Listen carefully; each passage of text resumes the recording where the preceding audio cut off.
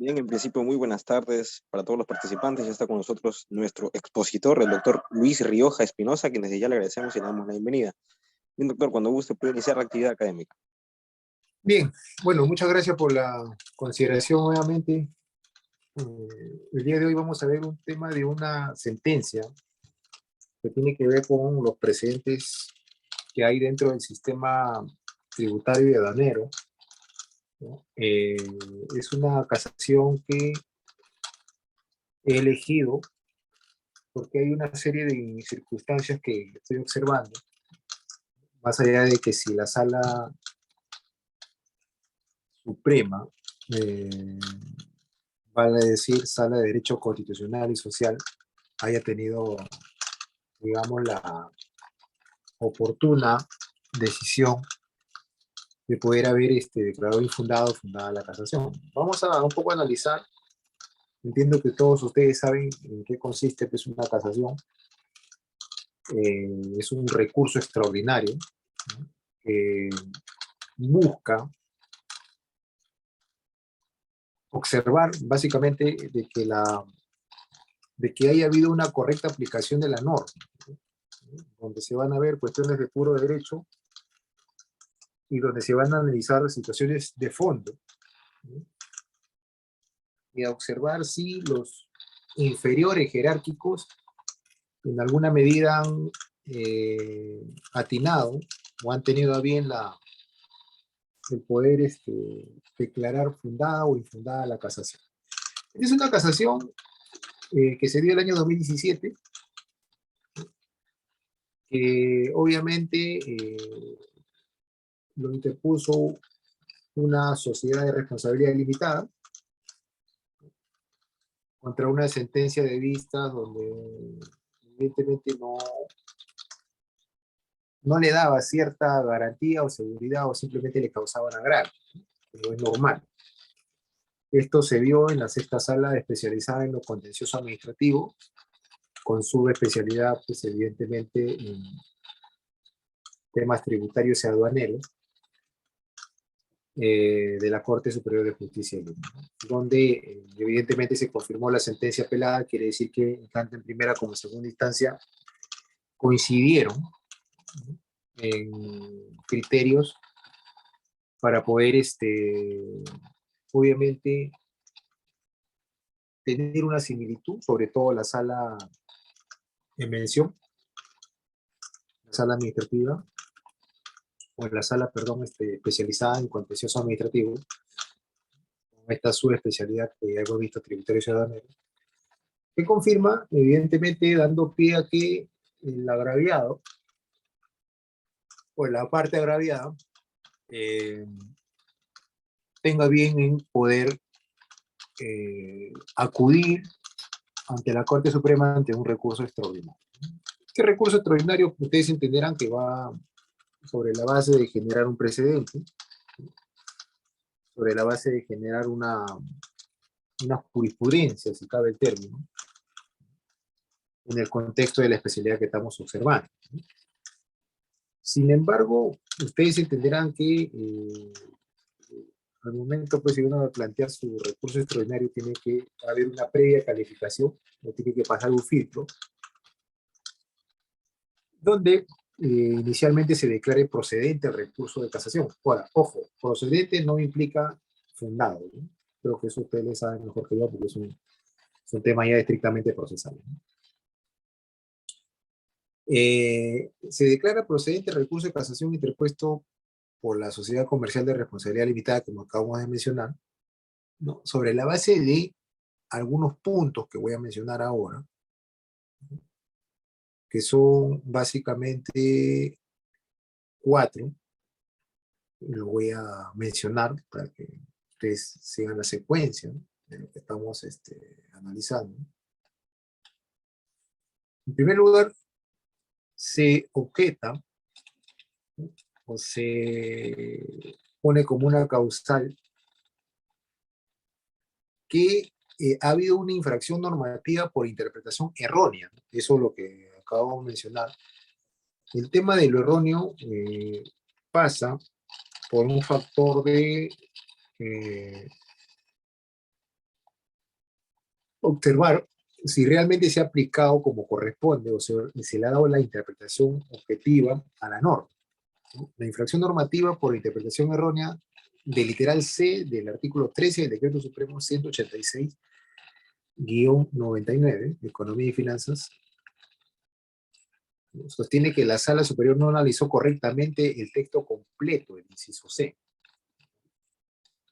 El artículo 13 del reglamento para la valorización de mercancías según el acuerdo sobre valorización en la aduana de la Organización Mundial de Comercio, aprobado por el Decreto Supremo 186-99 que acabamos de mencionar.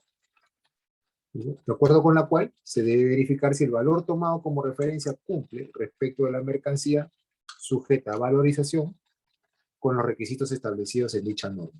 Nótese que este decreto o esta norma,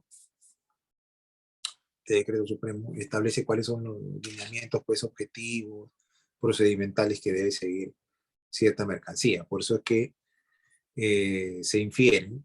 O se hace mención respecto a la mercancía sujeta a valorización o a valoración con los requisitos establecidos en dicha norma.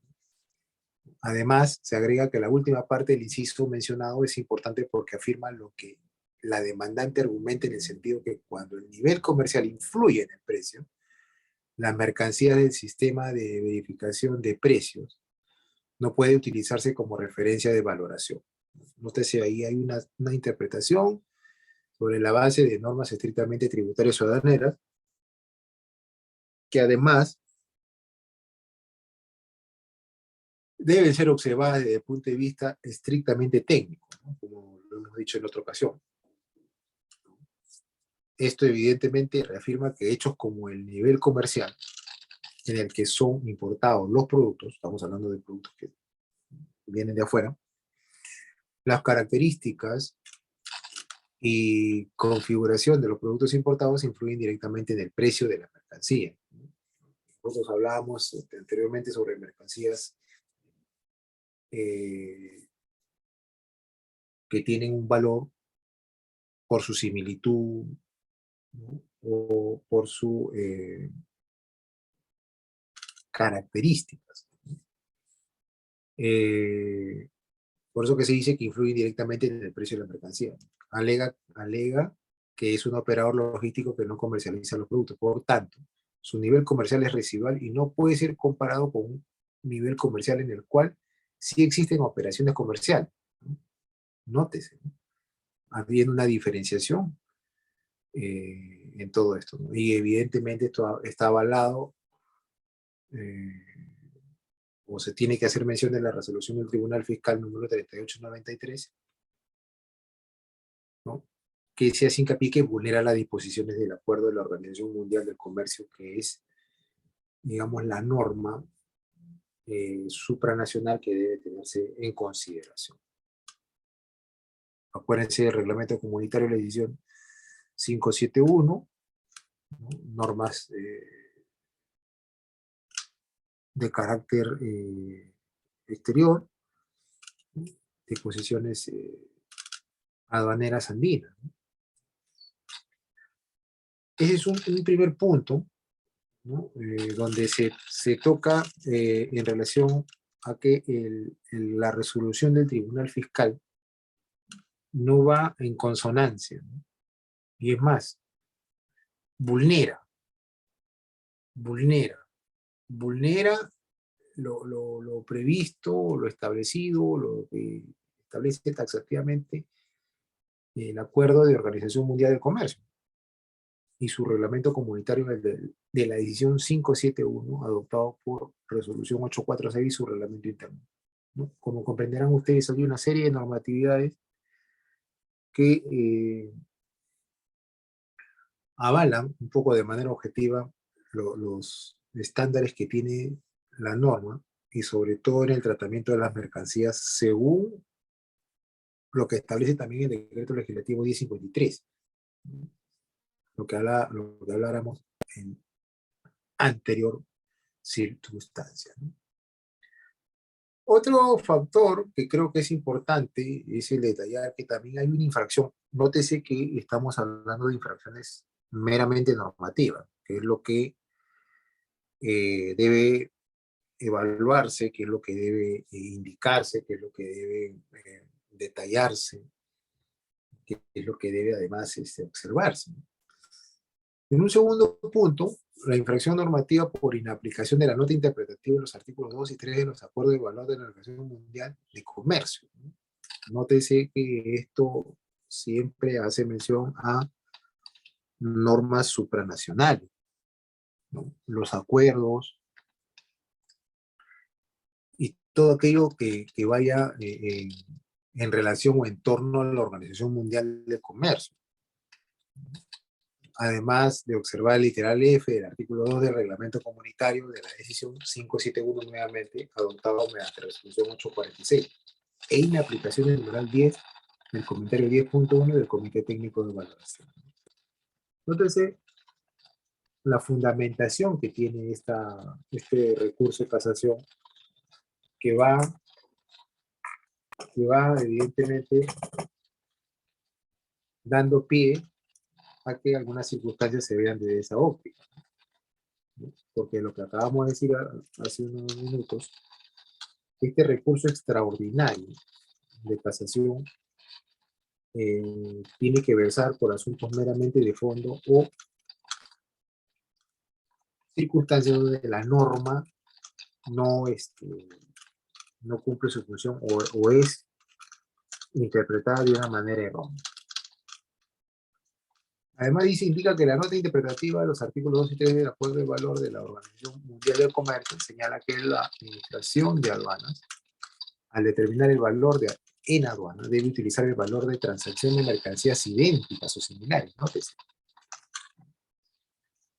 vendidas al mismo nivel comercial y sustancialmente en las mismas cantidades de las mercancías objeto de evaluación. Ya lo habíamos mencionado nosotros anteriormente que un concepto tiene las mercancías idénticas y otro concepto tiene las mercancías similares, ¿no? Son dos circunstancias diferentes, son dos situaciones que van sobre la base de una diferente circunstancia y esto evidentemente tiene que tener pues, una claridad al momento de poder analizarse, sobre todo si es que esto va a generar un precedente vinculante. Es así que este segundo punto refiere básicamente en la línea de lo que corresponde a la casación y al recurso extraordinario que va a generar quizás hacia adelante una jurisprudencia vinculante, también una inaplicación. La anterior circunstancia hablaba de una aplicación errónea, esto habla de una inaplicación, o sea, quiere decir que no se ha tenido en consideración, no se ha tomado en cuenta de la existencia de una norma, y esta pues evidentemente debe analizarse evidentemente por la sala suprema, con la especialidad que hemos mencionado, para que pueda en la cierta medida casar, ¿no? Y declarar posteriormente fundada la casación. Bien, además se debe tener en consideración que se precisa que a pesar que el acuerdo y sus notas interpretativas son claras respecto a la forma en que proceden los ajustes, conforme a la aplicación de los métodos de valoración, porque hay métodos también, la sentencia no contiene ningún análisis respecto al nivel comercial, obviamente, ¿no? Lo que se aduce con este recurso de casación es que no se han meritado a asuntos estrictamente técnicos, ¿no? Más allá de que el recurso de casación tiene que versar sobre asuntos procesales, creo que ya ustedes saben mejor que mi persona, sino más bien sobre aspectos de situaciones que van vinculadas con la especialización. Por eso es que un poco ahí la Sala Suprema debe apelar o debe convocar a especialistas para que ayuden un poco a orientar el tema del resultado, ¿no? O la resolución final luego de esta evaluación. Además dice no motiva que por el precedente de la resolución del Tribunal Fiscal, que hablábamos hace un rato, el 3893, resulta aplicable. El citado precedente no toma en consideración los casos específicos de cada importación, como es el caso de las importaciones de la recurrente. Las mismas que no pueden ser analizadas en razón a descuento. Entonces, este segundo punto habla de un asunto estrictamente técnico. Se tiene que merituar, donde se tiene que observar, donde se tiene que tener en consideración estas circunstancias. Bien. Además, se tiene que tener en referencia, ¿no? La sentencia impugnada, ¿no?, hubiera analizado lo concerniente a nivel comercial. Se dice que se hubiera pronunciado respecto de la importancia o no del nivel comercial de las actividades comerciales de la recurrente y determinaría que las mismas no encajan en las categorías fabricantes, mayorista, minorista o detallista. Nótese, ¿no? Ya entramos a temas ya más de terminología estrictamente comercial y sobre todo las categorías que presentan, porque una cosa es fabricante, otra cosa es mayorista, otra cosa es minorista y otra cosa es detallista, ¿no? Fabricante es la persona, por ejemplo,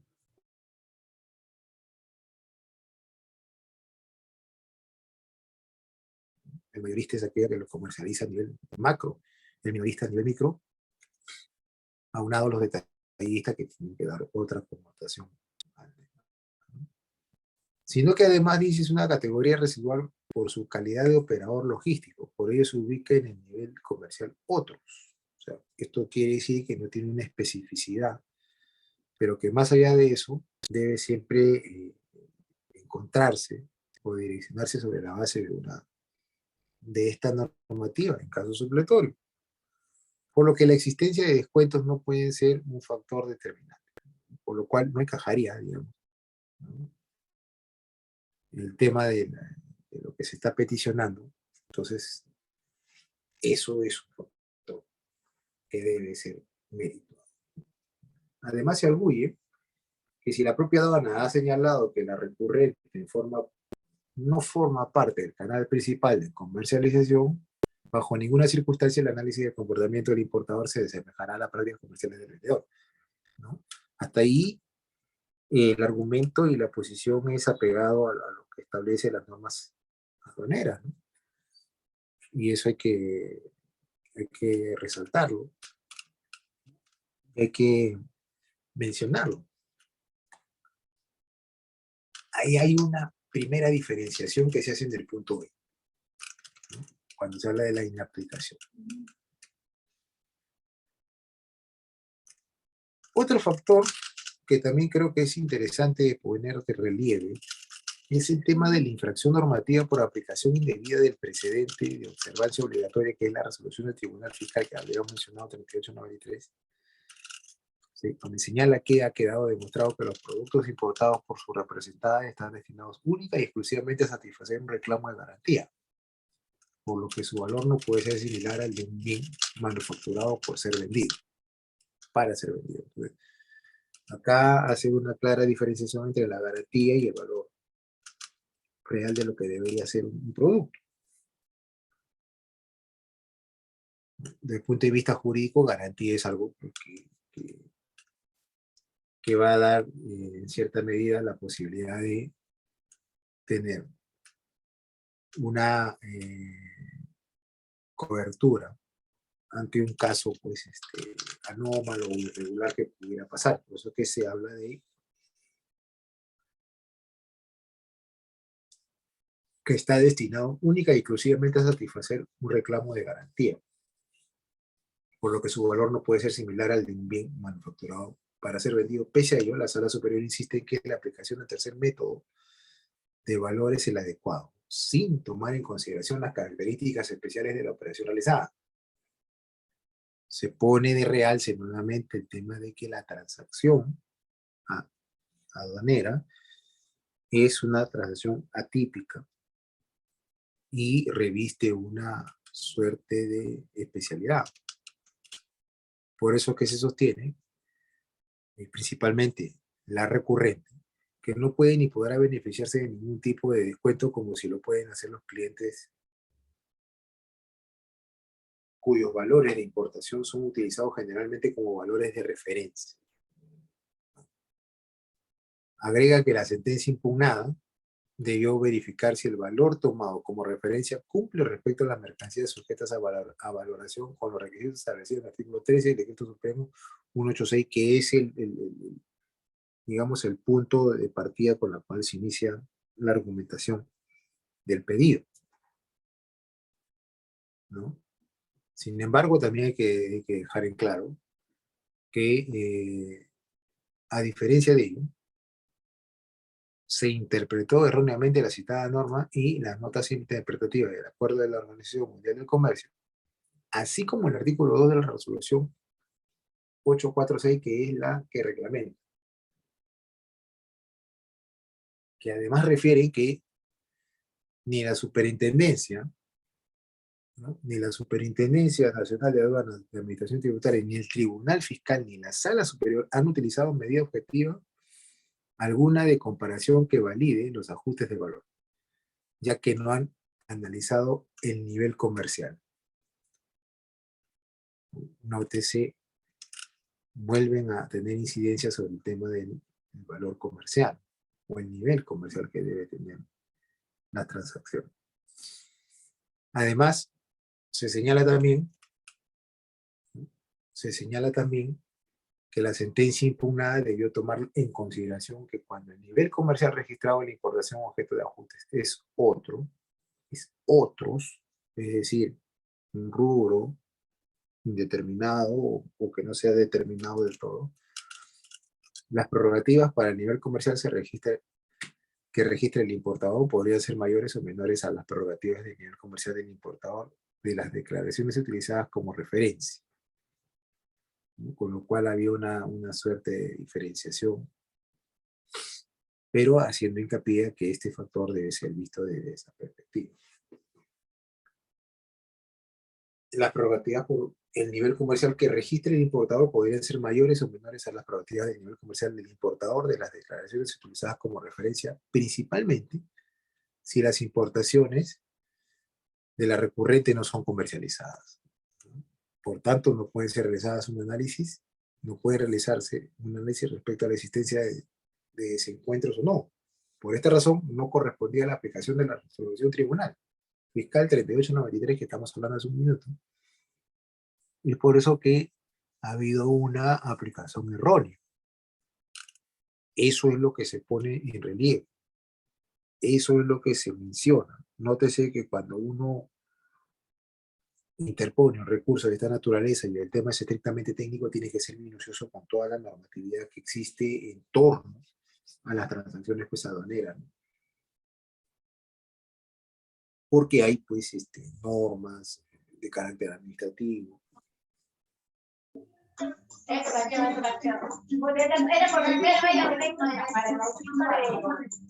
además se toma en consideración para poder ver eso. No incurso informado.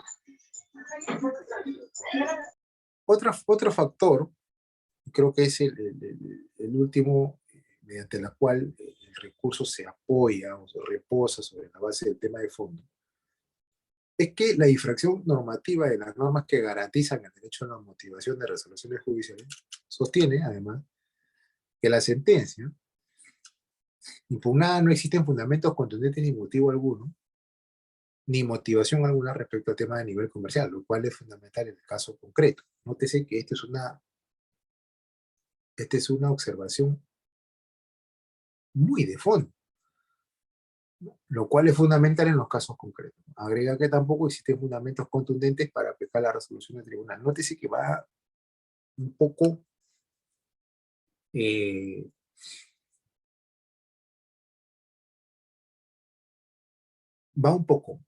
rebatiendo los argumentos normativos que existen en torno a estas circunstancias, sino que además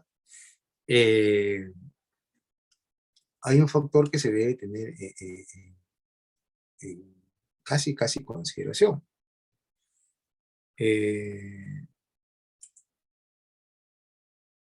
nótese la importancia que hay en este sentido, el tema de esta casación, que como dije, es materia y es eh, obra de una jurisprudencia estrictamente vinculante, ¿no? Bueno, más allá de las disquisiciones que pueden haber en pensar que si la jurisprudencia es una fuente del derecho o no, lo cierto es que cuando la Sala Suprema emite una resolución sobre la base de un recurso extraordinario, básicamente se puede tomar por un precedente,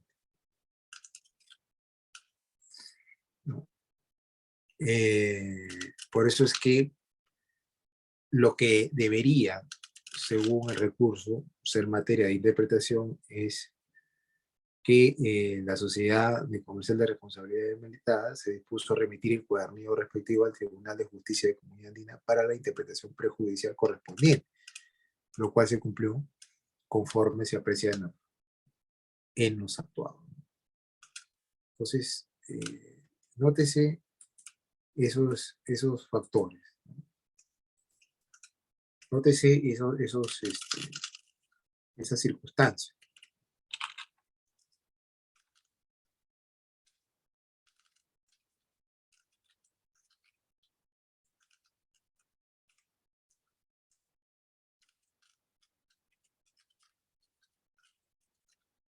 Obviamente la demanda, ¿no?, que es una demanda que se inició en la sala, en el juzgado contencioso administrativo, evidentemente puso pues una serie de argumentación normativa sobre la base del tribunal fiscal, de los tribunales fiscales para que puedan evidentemente ser declaradas infundadas, ¿no? Y detalla la misma todos los argumentos que deben tener. La contestación de la demanda fue sobre la base pues, de debatir, poder refutar las, todo lo que está en ese sentido eh, siendo materia de una argumentación. Dirán ustedes que habrá en la contestación de la demanda es la oportunidad del emplazado o de la empresa que está vinculada al tema va a poder contestarla y tener en consideración.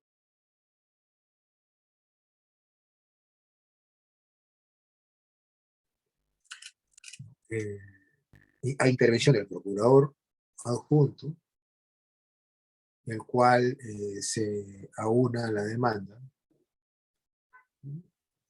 y también, evidentemente, procede a contestar,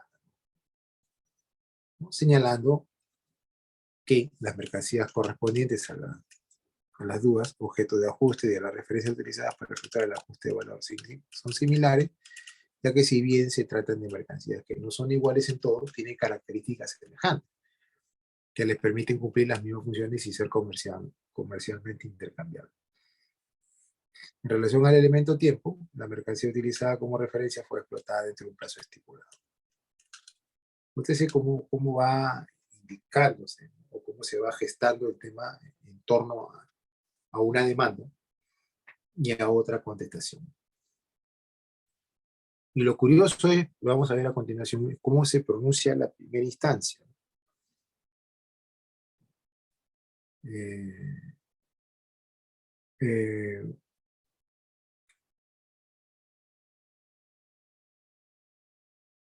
la primera instancia, ¿no?, emite una resolución donde declara infundada la demanda, ¿no?, en todo su extremo, porque considera de que no ha cumplido con los requisitos de fondo y que además eh, la emplazada, ¿no?, ha tenido a bien pues, cumplir con todas las normatividades existentes en torno al régimen tributario aduanero. En segunda instancia, ocurre algo curioso, Esta es emitida evidentemente por la sala. Entenderán ustedes que al declarar infundada la demanda, ¿no? El demandante pues tiene la oportunidad de emplear los mecanismos impugnatorios que le franquea la ley, ¿no? Apela y la sentencia de vistas que está a cargo pues de la sala especializada en contencioso administrativo, ¿no? Con la subespecialidad que estamos mencionando en temas tributarios ciudadanos, declara curiosamente nula la sentencia apelada, ¿no? Y dispusieron el reenvío de los actuados a fin de que el juez cumpla con emitir una nueva sentencia, nótese, ¿no? Qué interesante, ¿no? Porque considera pues evidentemente que han habido agravios, ¿no? Que han habido situaciones en las cuales eh, no se ha considerado, ¿no? Los acuerdos, o simplemente le dice al juez, por favor, revisa bien, te vamos a reenviar los actuados con las siguientes consideraciones. Y en la segunda sentencia que se dicta en primera instancia, vuelta lo declara infundado, ¿no? Evidentemente, esto tiene sus fundamentos, que yo voy a pasar a mencionarlo, sobre la base de lo siguiente: argumentos principales, cuando menos.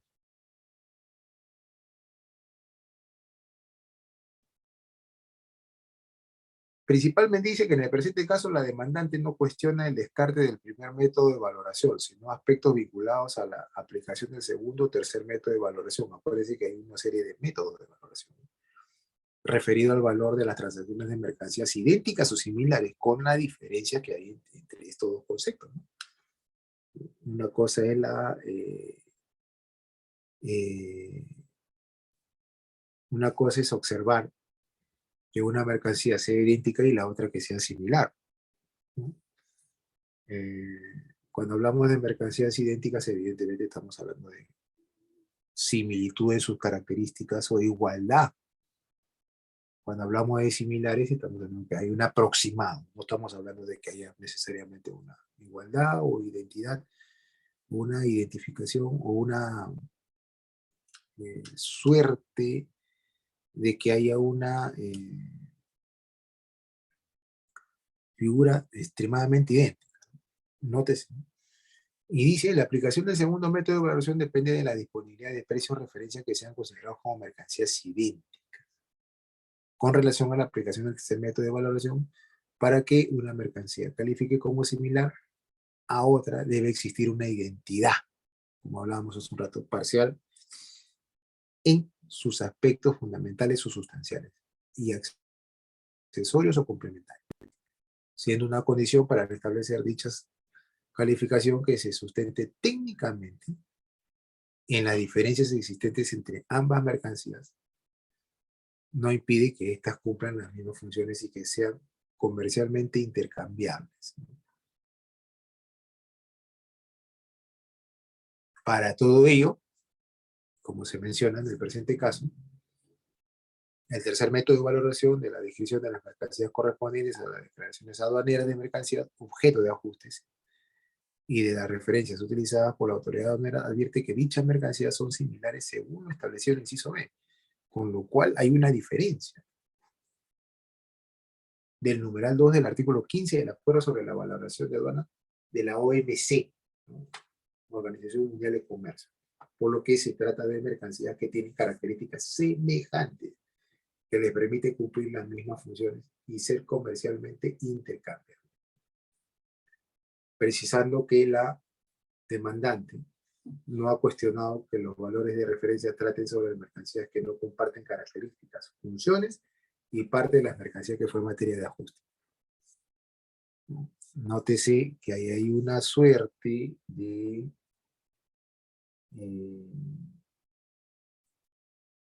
omisión, si cabe el término, a las implicancias que puede tener una suerte de factor que debe analizar desde el punto de vista técnico el tema de las transacciones aduaneras. Ahora, un segundo método de valoración de la descripción de las mercancías correspondientes de las referencias utilizadas por la autoridad aduanera advierte que dichas mercancías son idénticas. Se trata de mercancías de la misma marca y modelo, siendo similares en cuanto a los elementos de cantidad y nivel comercial. Situación que no altera el fondo ni la forma, o básicamente el fondo, no desnaturaliza. Habíamos dicho nosotros en su oportunidad que las mercancías de carácter idénticas tienen una misma naturaleza. Las similares pueden ser de distinta naturaleza, pero pueden parecerse en cierta medida. En algo.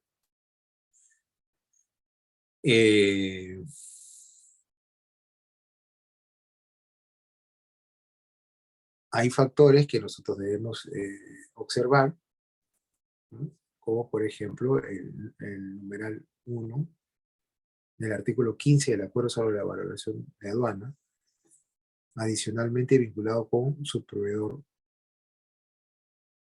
que fue evidentemente un codemandante, ¿no?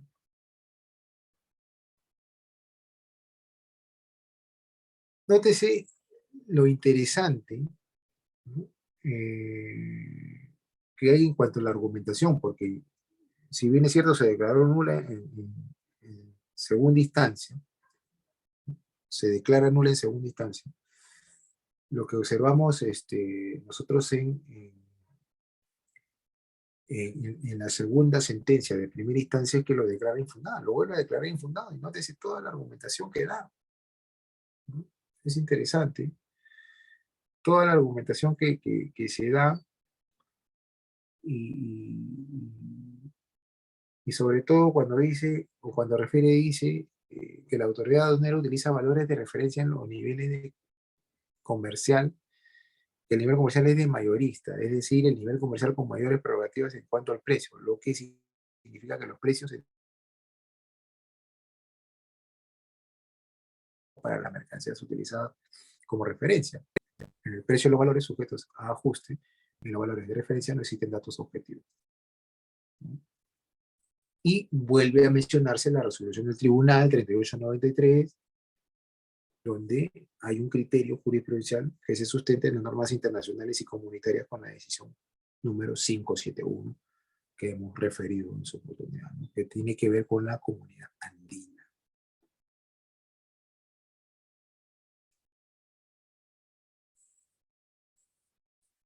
Esto dio pie a que la sala, obviamente, al declarar infundada nuevamente la demanda, ¿no?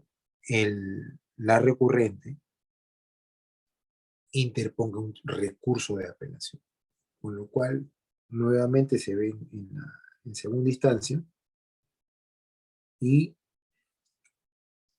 esta evidentemente luego de haberla evaluado, luego de haberla merituado, confirmó la sentencia, ¿no? Que declaró infundada, con lo cual la demanda en dos ocasiones ha sido declarada infundada, ¿no? Bueno, evidentemente en la anterior oportunidad la sala declaró nula la sentencia, la reenvió para que sea analizada con mayor celo, y en esta ocasión sí lo declaró infundada, ¿no? Con lo cual la sala confirma y da pie a que se haya generado el tema de recurso de casación que estamos analizando en cierto punto. Ahora, ¿cuáles son los argumentos para que sea declarada infundada en segunda instancia o que confirme? Uno de ellos es que la mercancía tomada de referencia fue explotada o fue exportada dentro de los 180 días calendarios posteriores a la fecha de exportación de mercancías objeto de valoración. Respecto al nivel comercial, señala que se ha acreditado que dicho elemento tenga alguna influencia en la determinación del precio, agregando que la mercancía contenida, objeto de la valoración y de la usada como referencia de acuerdo a la factura obrante en auto.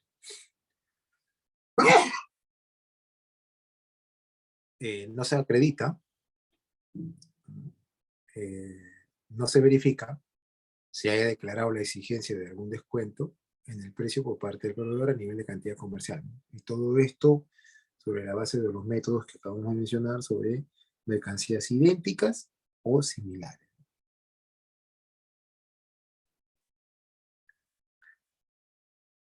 Otro factor, otro argumento versa sobre temas, evidentemente, de los métodos de evaluación se encuentran válidos. Asimismo, se señala que lo plasmado en la resolución del Tribunal Fiscal sí resulta de aplicación en caso de auto. Al caso de auto, toda vez que brinda alcance respecto a que se debe entenderse por mercancía similar para la aplicación del tercer método de evaluación aduanal, y además se refiere que la valoración de una mercancía que no reúne los requisitos del primer método de valoración, por tanto, desestima el agravio. En ese sentido, lo decidido por el tribunal, en materia de impugnación, no ha incurrido en causal de nulidad, debiendo desestimarse la demanda, por lo que corresponde confirmar la sentencia apelada. En buena cuenta indican pues que lo que reza o lo que materialmente se puede leer en la tribunal fiscal es lo que se debe aplicar, y que además no contraviene, no vulnera tampoco ninguna norma de carácter internacional, sobre todo la de lo establecido en la OMC o en los acuerdos que acabo de mencionar del 571. Sin embargo, el recurso de casación, como cualquiera, establece o hace prever algunas consideraciones que son vistas antes, pues, antes de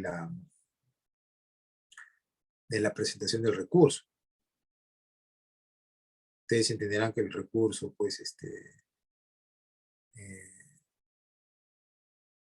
tiene como objetivo que se analicen estos temas desde la perspectiva, pues, de la objetividad o del tema de fondo, ¿no? Ya hemos dicho al inicio de la sesión que la, el objeto del recurso de casación no solamente es generar de repente hacia adelante una jurisprudencia o un precedente vinculante, sino que además debe tener en consideración, eh, debe tener en consideración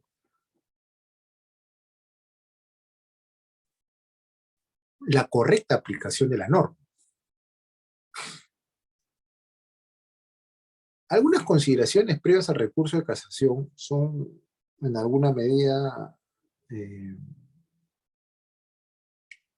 parte para poder entender la presentación del recurso. En primer lugar, debe tenerse en cuenta que el recurso extraordinario de casación tiene por objeto el control de las infracciones que las sentencias o los autos puedan cometer en la aplicación del derecho. Básicamente, temas de fondo. Partiendo a tal efecto que los hechos considerados probados en la instancia de mérito y aceptados por las partes, para luego examinar si la calificación jurídica realizada es la apropiada a aquellos hechos. No bastando la sola existencia de una infracción normativa, sino que se requiere de que el error sea esencial o decisivo sobre el resultado de lo decidido. Con lo cual reafirma, confirma, ¿no? El tema de la implicancia de lo que conceptualmente o teóricamente es el recurso de casación. Por eso que se dice que su función es de cognición especial, ¿no? O sea, no es otra instancia, propiamente dicho, ¿no? Es un recurso extraordinario que va a analizar, como dije, las infracciones normativas que inciden en las decisiones judiciales, ejerciendo como vigilantes el control del derecho para su correcta aplicación en los casos de litigiosos.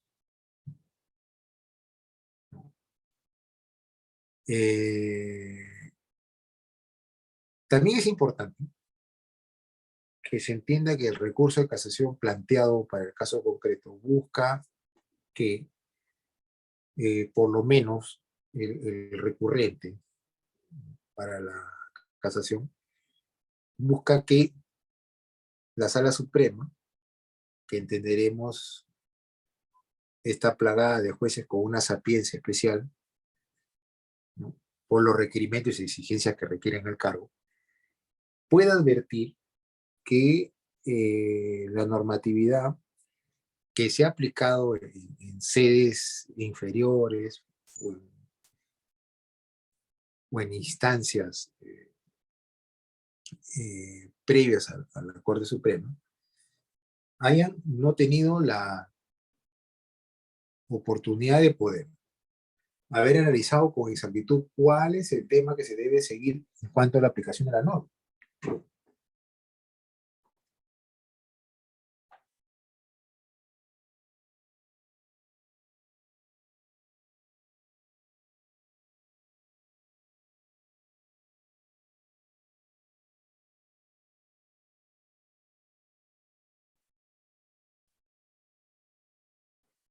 Entonces, por eso que son las consideraciones que se deben tener muy, muy presentes para estos casos, ¿no?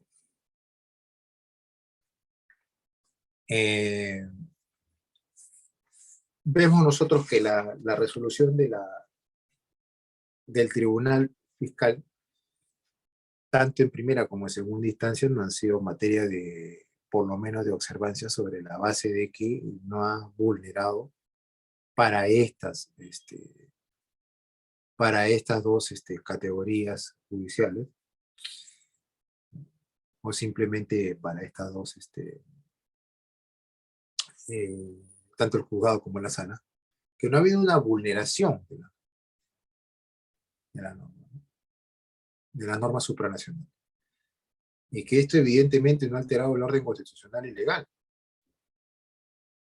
Por ello es que ha sido declarado infundado el tema tanto en primera como en segunda instancia, ¿no?, pese a que en un primer momento se declaró nula la sentencia que fue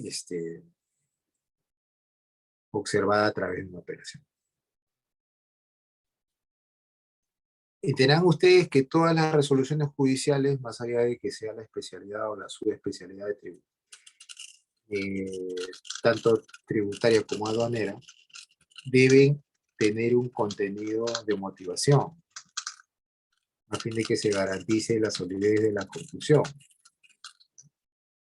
La motivación de las resoluciones judiciales o de las decisiones judiciales está además insertada dentro de lo que dice la Constitución. El Tribunal Constitucional, evidentemente, siempre ha hecho hincapié a la motivación o al derecho de la debida motivación de las resoluciones. Es lo que en esencia debe ser un magistrado o un juez cuando emite una decisión. Las decisiones, sobre todo en estas especialidades tributarias aduaneras, no pueden ser sobre la base de generar dudas o vacíos o deficiencias, sino más bien en un contexto de objetividad, teniendo en cuenta que, como hemos dicho también anteriormente, son normas estrictamente técnicas. Por lo tanto, deben ser vistas de esa perspectiva.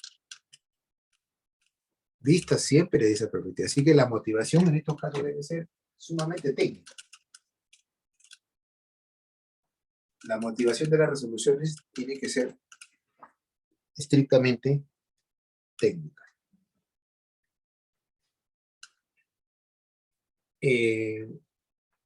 Esto, aunado a lo que dice la Constitución y normas que están dentro del Código Procesal Civil, ley orgánicas del Poder Judicial, etcétera, etcétera, etcétera.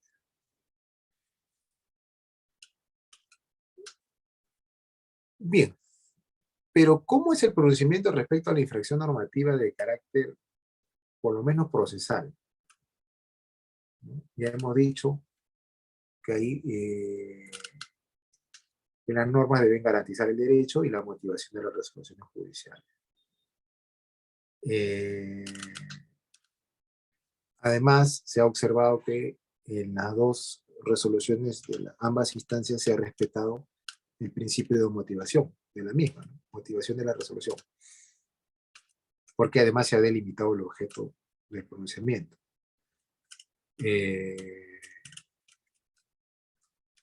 Se ha observado con detenimiento también que la motivación ha estado versado sobre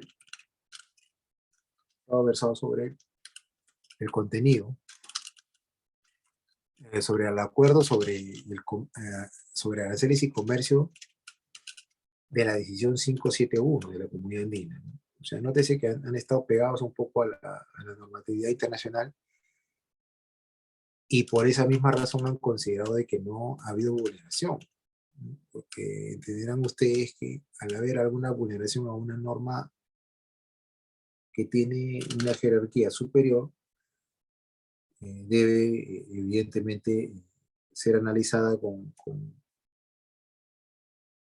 con exhaustividad y esta a su vez declararse, si es el caso, nula o infundada, como ha sucedido en estos casos. Ahora, es importante, y en virtud de lo señalado en los considerandos precedentes que hemos observado, que no se evidencia que la sentencia de vista haya vulnerado el principio de motivación de las resoluciones. O sea, nótese que estamos hablando de consideraciones procesales, ¿no? Y más por el contrario ha respetado, ¿no? La secuencia, el procedimiento y todo aquello que implica, porque no solamente se debe el marco jurídico al Código Procesal Civil, sino además a la Constitución.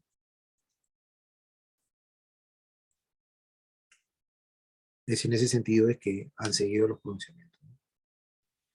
Ahora, en lo que atañe un poco al tema de fondo, las infracciones de carácter sustantivo o material. Se habla que ha habido una infracción normativa por interpretación errónea del artículo 13, literal C, el Decreto Supremo 186 del 99. Esto, en principio, debe precisarse que las pretensiones de la demanda y de los antecedentes actuados hasta esta instancia se advierte que el tema central de la controversia gira en torno a determinar si la labor de la UPS como operador logístico es la de importar mercancías bajo la modalidad de situación de mercancías no devueltas con la única finalidad de entregar dichas piezas como parte de la garantía.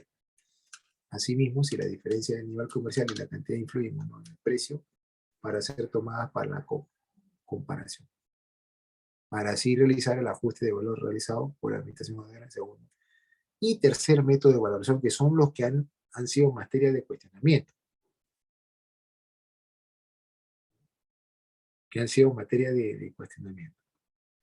Nótese, ahí un poco radica entre el numeral o el artículo 13, literal C del Decreto Supremo 186, y la resolución del tribunal, que ha generado que se plantee este recurso de casación y obviamente se busque que su factor sea declarado nulo. Ocurrió en un primer momento, pero en un segundo momento fue declarado infundado. Entonces,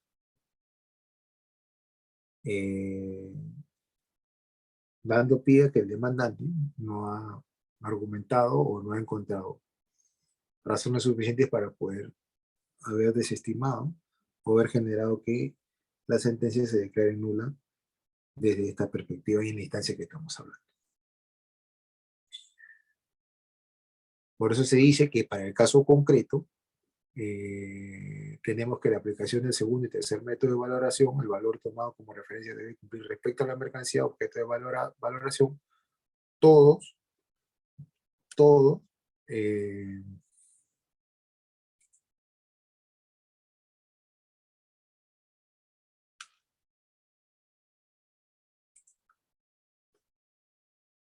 debe ser valorado todas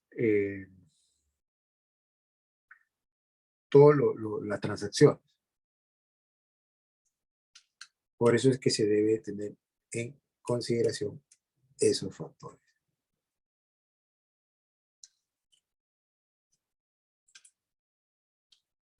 Bien, son situaciones que nosotros debemos considerar para poder entender cuál ha sido el factor de, la, de las implicancias que tiene este recurso.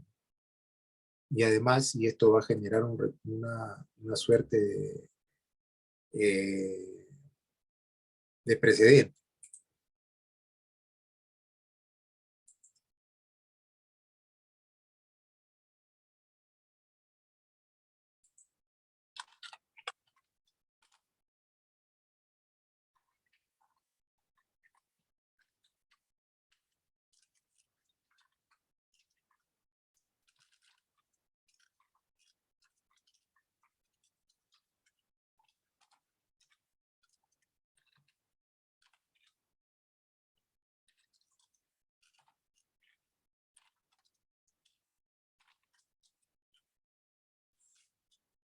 Bien, entonces que las razones fundamentales eran el cuestionamiento de la utilización de los métodos y que se estaba en cierta medida vulnerando lo previsto por los acuerdos internacionales. Situación que hasta el momento parece ser que no ha podido desvirtuarse o no ha podido en cierta medida ser acogida eh, por la, por lo que implica, ¿no? Por lo que implica sobre todo las mercancías idénticas, las que sean iguales en todo, ¿no? Es un tema de concepto, ¿no? Es un tema de conceptos.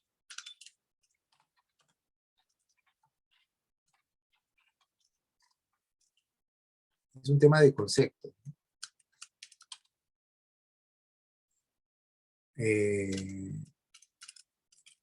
Esto de pie que se sigue incidiendo sobre el tema de las pequeñas diferencias de aspecto no impedirán que se consideren como idénticas las mercancías que en todo lo demás se ajusten a la definición. O sea, el tema es conceptual, pero como es un factor de fondo, lo que nosotros debemos entender es sobre todo observar si es que realmente ha habido una vulneración a una norma, a una aplicación de la norma con carácter superior.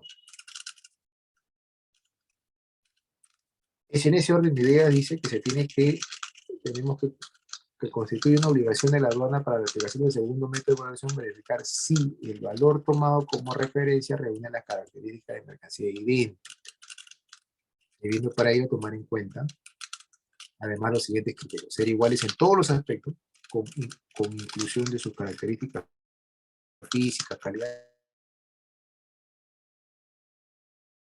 producido en el mismo país de la mercancía objeto de valoración y que las haya producido el productor de las mercancías objeto de valoración, además que puedan aplicarse en ese método. La mercancía deben haberse venido al mismo país de importación que las mercancías objeto de valoración. Deben también haberse importado en el mismo momento de las mercancías objeto de valoración o en un momento próximo. Nótese sobre todo lo que versa este pronunciamiento, ¿no? Y evidentemente hay cuadros, nosotros acá en esta casación hemos indicado ahí, ustedes podrán ver cuadros que van a servir para que ustedes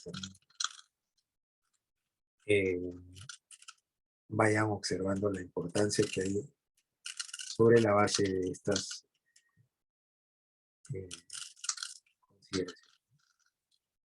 Por eso que se dice que ha quedado claro que si el nivel comercial de la mercancía no es el mismo, dado que en algunas mercancías objetos justos señalan otros, y en otras las mercancías utilizadas como referencia señalan un mayorista, pero en el caso en concreto el importador no ha declarado ni ha acreditado que haya sido beneficiado por su proveedor con un descuento por su nivel comercial. Por lo tanto, considerando que en la transacción no se ha concedido descuento por el nivel comercial, se colige que las atribuciones y prerrogativas otorgadas por dicho proveedor eran las mismas. No evidenciando una vulneración.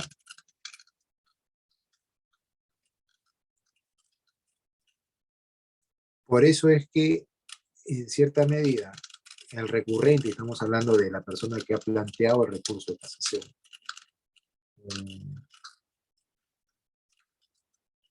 lejos de desarrollar adecuadamente la causal casatoria, se limita a reiterar de forma genérica su tesis argumentativa esbozada ante las instancias de mérito, formulando el presente recurso extraordinario. Es decir, en esencia no se asemeja a la argumentación de lo que implica un recurso casatorio. Por lo tanto, el precedente vinculante un poco sufre y debe ser analizado desde una perspectiva mucho más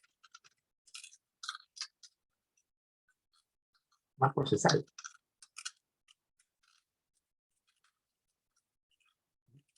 Además, porque resulta evidente para la sala que en el fondo la valoración de la denuncia que sustenta el recurso de casación implicaría una nueva valoración de los asuntos fácticos, situación que no está dentro del contexto, pues, evidentemente, de la sala. No está dentro de lo que estábamos implícitamente observando. Y en tal sentido no se ha sostenido que la Corte Suprema en reiteradas ocasiones, vía recurso de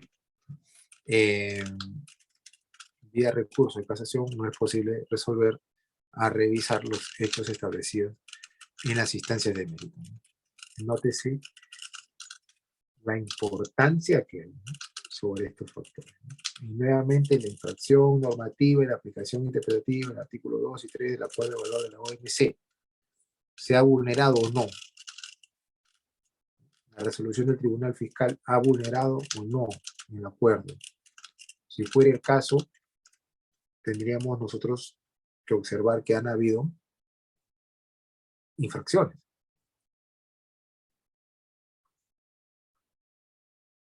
El artículo 2 del acuerdo de valoración dice lo siguiente: si el valor en aduana de las mercancías importadas no puede determinarse con arreglo a lo dispuesto en el artículo 1, el valor en aduana será el valor de transacción de mercancías idénticas, vendidas para la exportación al mismo país de importación y exportadas en el mismo momento que las mercancías objeto de valoración, o en un momento aproximado.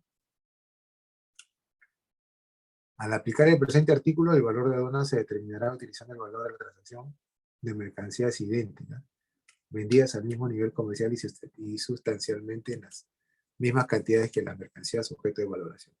Entonces, todo eso va entrando en un detalle y va siendo observado. Nótese que el tema de fondo es encontrar la diferencia entre las mercancías similares y idénticas, y que además esto no contravenga ninguna decisión, sobre todo de la decisión 846 y su reglamento en la decisión comunitaria 571, que es la que detalla con mayor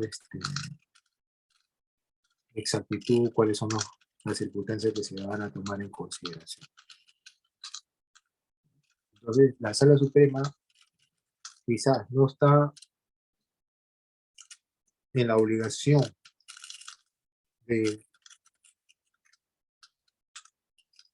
conocer a fondo los reglamentos que estamos hablando, sino más bien de que observen si que ha habido una contravención a los reglamentos que estaba mencionando.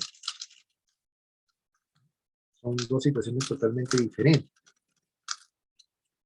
Son dos situaciones totalmente que van en contra de esas circunstancias. Por eso es que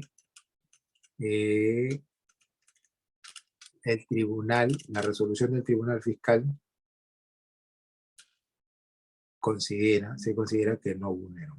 Y al no vulnerar la decisión, evidentemente, de la sala, en atención al artículo 397 del Código Procesal Civil, de aplicación supletoria en casos en materia de autos, nótese que el Código Procesal Civil dice que es aplicado de manera supletoria, aun cuando circunstancias de fondo, declarar un infundado recurso de casación y por consiguiente no casar, porque ya venían argumentando el tema de que no ha habido una vulneración en cuanto a las normatividades que nosotros hemos mencionado. Nótese que para que haya un precedente vinculante, debe evidentemente haber una suerte de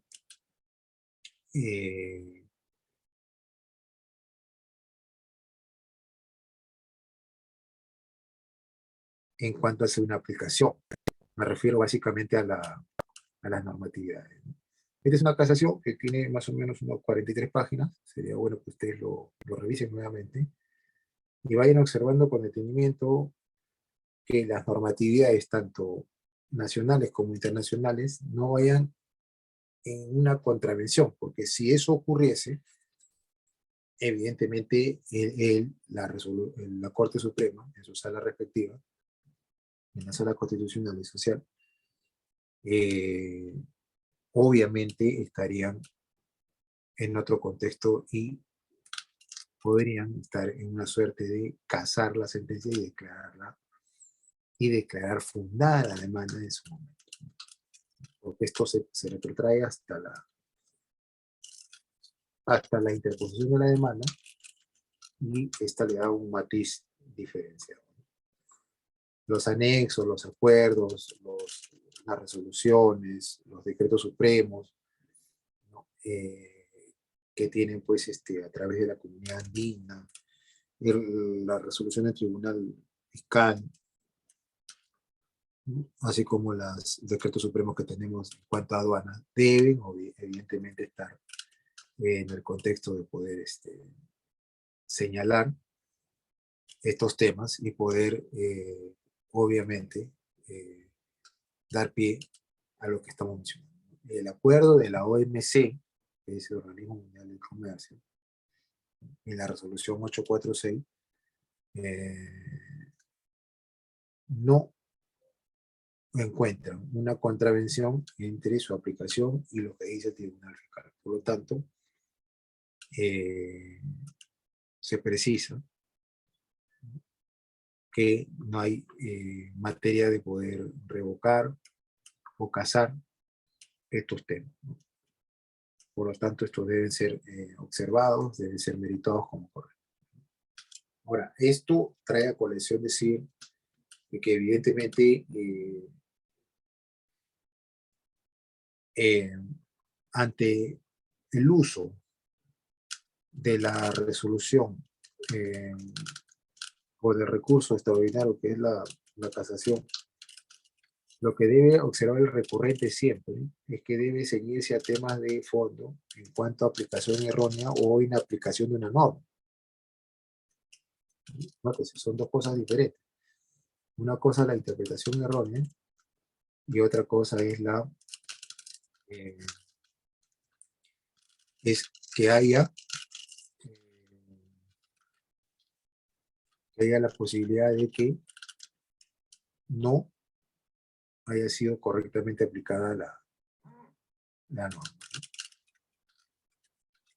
En el caso concreto no ha habido inconveniente, no ha habido, según lo establecido por sala, alguna contravención, y esta evidentemente no tiene ninguna posibilidad de